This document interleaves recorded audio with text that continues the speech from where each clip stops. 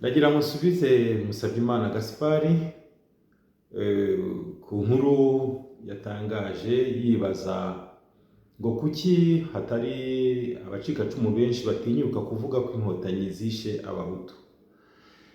Rwose Musabyimana Gaspard yaba nawe ubwe yarebaga ibihe tugezemo, akareba imyumvire ye amaranye imyaka irenga 35, 40, 50, ndakeka tugeranije n'uburere yahawe mu mirimo yakoraga mu muryango yakuriyemo, yagombye kwibaza akavuga ati kuki ngikomeza gutwerera abanyarwanda amoko y'abahutu, kuki nshaka ko abacikacumu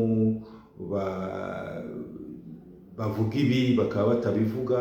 Nawe yakwiye kwibaza ikibazo. Ndagira ngo rero mufashe, kuko Musabyimana Gaspard ni umugabo twemera kubera umwete n'umurava agira mu kazi ke, aritanga cyane, ariko ako kazi ke yakwiye kujya asubiza amaso inyuma akareba aho u Rwanda rugeze, aho ruvuye n'aho rugana.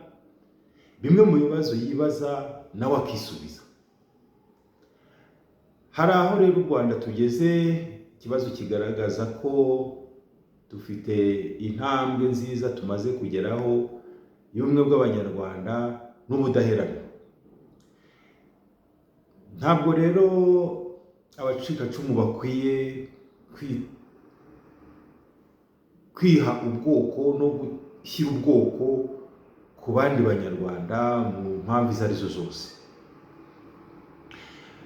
Iyi nkuru yayisesengura kandi ndetse amaze iminsi acukumbura ibintu bamwe na bamwe mu banyarwanda, cyane cyane abo yita abacikacumu, akashaka inyandiko zanditswe kera cyane mu myaka ishize akabitirira ubwoko. Ugasanga abo yandikaho yanditse kuri Bamara, yandika kuri Basabose, yandika kuri, hari abantu benshi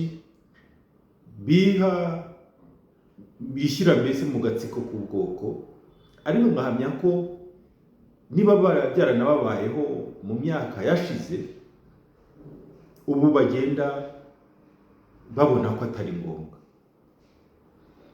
Gaspard rero Musabyimana ntabwo akwiye gukomeza gutsimbarara ku gushyira ubwoko ku bacikacumu bitewe yenda n'ibitekerezo bashobora kuba baragize mu bihe byashize, ahubwo ubu ngubu abenshi muri abo, kubera ubudaheranwa duhora duharanira, bamaze kumenya ko ndi umunyarwanda ari ryo shingiro ryo kubaho kwabo, ni ryo shingiro ryo kubaho kwacu.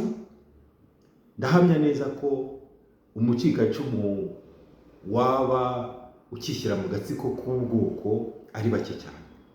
Musabyimana Gaspard rero ntabwo ari ngombwa ko akomeza gutsindagira abantu mu bwoko runaka,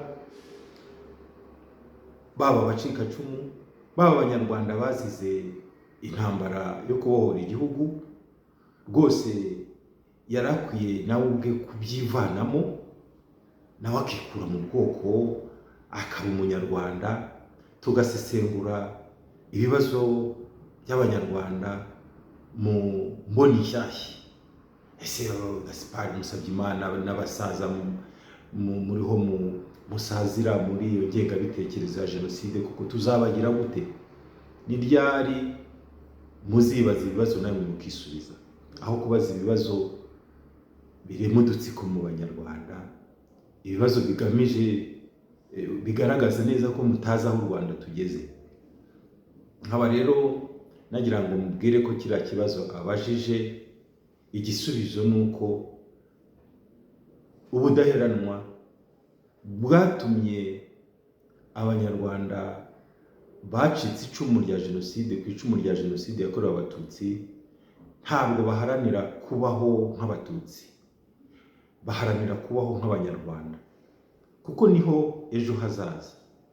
Ni nayo mpamvu niba hari abanyarwanda cyane cyane inshuti za Gaspard Musabyimana bacyumva ko hari inyungu z'abantu bita abahutu baharanira, ibyo biheruka kera muri 1959.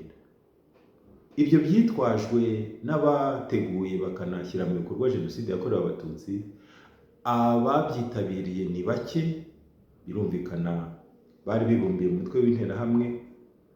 Ubu ngubu uhamagarira abantu ngo baze kurengera inyungu z'abahutu, Gaspard Musabyimana, wabona bake cyane.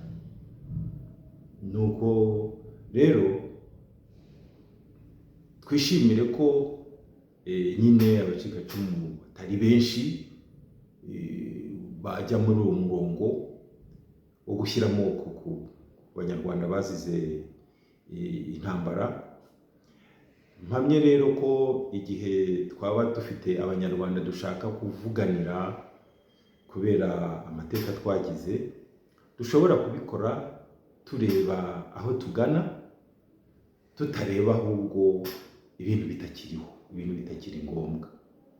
Nkaba bashimiye niba igisubizo cyanjye kibanyuze, nkanashimira nabo bacikacumu ba jenoside yakorewe abatutsi koko badashimisha Gaspard Musabyimana ngo usange bishyira mu gatsiko k'ubwoko runaka. Tukaba turi kumwe rero twese duharanira ko nk'Abanyafurika twakwiyambura bene utwo dutsiko tw'ubwoko, tukaba Abanyafurika bafite inyungu zo kubaka uturere dutuyemo. Uturere ntabwo ko ari ibihugu.